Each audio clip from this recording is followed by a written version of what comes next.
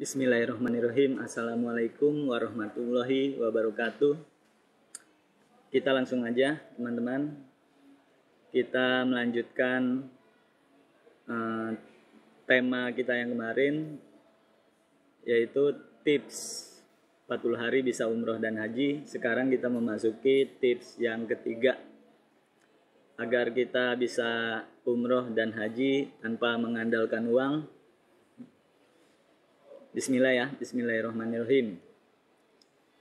Tips yang ketiga ialah kenali siapa diri kita dan kenali siapa Allah ya.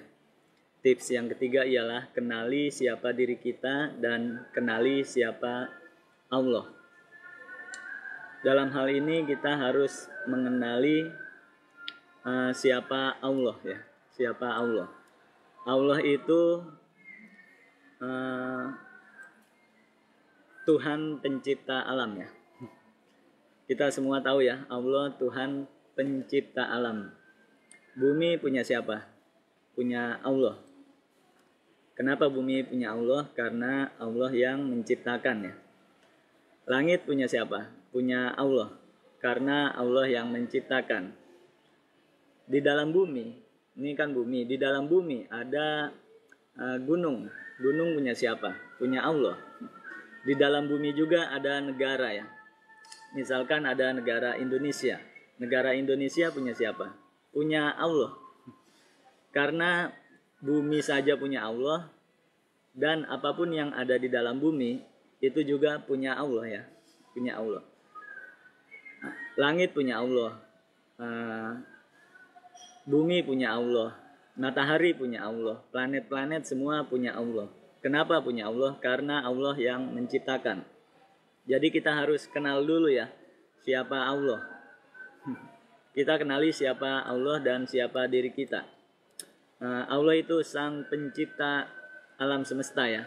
Allah yang menciptakan bumi, matahari, Merkurius, Venus, semuanya ya, semuanya. Semuanya Allah yang menciptakan. Sekarang Allah menciptakan bumi. Di dalam bumi ada negara ya. Ada negara. Indonesia punyanya siapa? Punyanya Allah. Amerika punyanya siapa? Punyanya Allah. Singapura punyanya siapa? Punyanya Allah. Tidak ada seorang pun yang mengklaim ya. Tidak ada seorang pun yang mengklaim itu kepunyaannya, kecuali Allah yang mengklaim ya. Di dalam Al-Quran sudah tercatat ya. Allah yang menciptakan bumi, langit beserta isinya, maka semuanya kepunyaannya Allah, karena Allah yang menciptakan. Malaysia punyanya siapa? Punyanya Allah. Sekarang Saudi Arabia. Saudi Arabia kepunyaannya siapa? Kepunyaannya Allah. Di dalam Saudi Arabia ada kota Mekah dan kota Madinah. Kota Mekah itu miliknya siapa? Miliknya Allah ya. Kota Madinah pun miliknya siapa? Miliknya Allah. Nah, nanti kita akan berhaji atau akan berumroh di kota Mekah dan Madinah ya. Di kota Mekah itu ada Ka'bah, di Madinah ada Masjid Nabawi dan ada makam Rasulullah. Itu semuanya kepunyaannya Allah ya, kepunyaannya Allah, bukan punya siapa-siapa. Dan nanti kalau kita sudah tahu ya, kota Mekah dan Madinah punyanya Allah, Saudi Arabia pun punyanya Allah, bahkan diri kita pun punyanya Allah ya. Maka nanti kita akan minta ya, akan minta kepada Allah dengan cara berdoa ya, dengan cara berdoa meminta kepada Allah. Nanti ada apa? Praktek-prakteknya, bagaimana caranya meminta kepada Allah agar bisa masuk ke kota Mekah dan Madinah sesering mungkin. Tapi kita bertahap dulu. Sekarang waktunya kita belajar kenali siapa diri kita dan kenali siapa Allah. Kalau kita sudah kenal Allah itu pemilik langit dan bumi, Allah itu pemilik Indonesia, Allah itu pemilik Amerika, Allah pemilik Singapura, Allah pemilik negara Saudi Arabia. Di dalam Saudi Arabia ada kota Mekah dan Madinah. Di kota Mekah kita akan bertawaf, di kota Mekah ada Ka'bahnya, di kota Madinah ada Masjid Nabawi.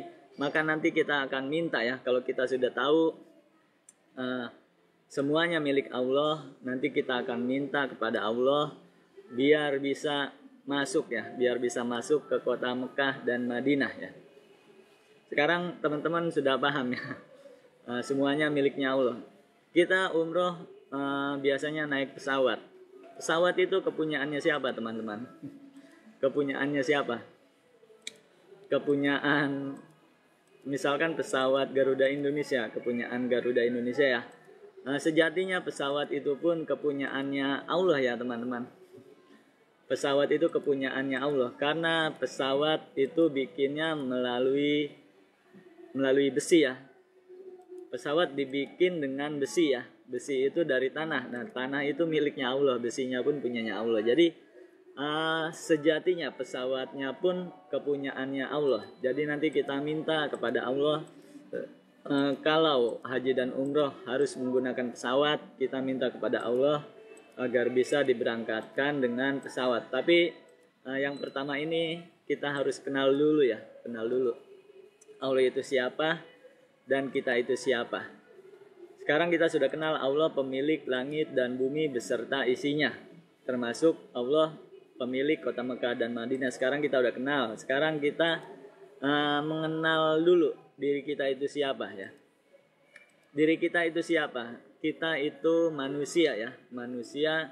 Kita itu makhluk yang Allah ciptakan ya, salah satu makhluk yang Allah ciptakan di muka bumi ini ya. Nah, kita juga makhluk sekaligus hambanya Allah ya. Kita manusia, makhluk sekaligus hambanya Allah ya. Allah itu Tuhannya dan kita hamba ya, hamba yang diciptakan Allah untuk memenuhi muka bumi ya. Kita sudah tahu ya. Sekarang kita sudah tahu kita ini makhluk ciptaan Allah. Allah itu Tuhannya yang menciptakan kita ya. Kita tidak berdiri sendiri, tapi kita diciptakan sama Allah. Dan kita juga harusnya tahu ya, tujuan kita diciptakan di muka bumi ini untuk apa ya? Yaitu untuk beribadah ya, untuk beribadah kepada Allah dan untuk menyembah kepada Allah. Salah satu ibadah yang Allah perintahkan kepada kita ialah haji dan umroh ya. Allah memerintahkan kita untuk haji dan umroh ya. Ya Allah, Engkau yang memerintahkan kami untuk haji dan umroh, maka mudahkanlah ya. Maka mudahkanlah kami untuk memenuhi panggilan-Mu ya Allah, untuk beribadah haji ataupun umroh menjadi tamu-Mu ya. Tamu-Mu ya Allah gitu ya. Sekarang selanjutnya kunci yang harus dipahami teman-teman. Nah, ini kunci teman-teman. Teman-teman harus paham kunci ini. Kalau teman-teman sudah paham kunci ini, insya Allah kedepannya ngerti ya. Kunci yang harus teman-teman pahami ialah poin pertama ya. Poin pertama. Nah, coba tolong disimak baik-baik ya. Kunci yang pertama ialah kalau Allah berkehendak pasti akan terjadi ya. Kalau Allah berkehendak pasti akan terjadi. Apapun yang Allah kehendaki pasti akan terjadi.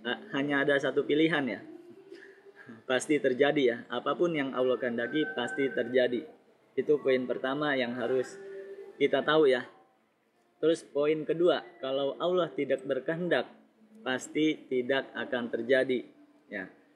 Itu kunci pertama, kalau Allah berkehendak pasti akan terjadi. Dan yang kedua, kalau Allah tidak berkehendak pasti tidak akan terjadi ya, apapun itu ya.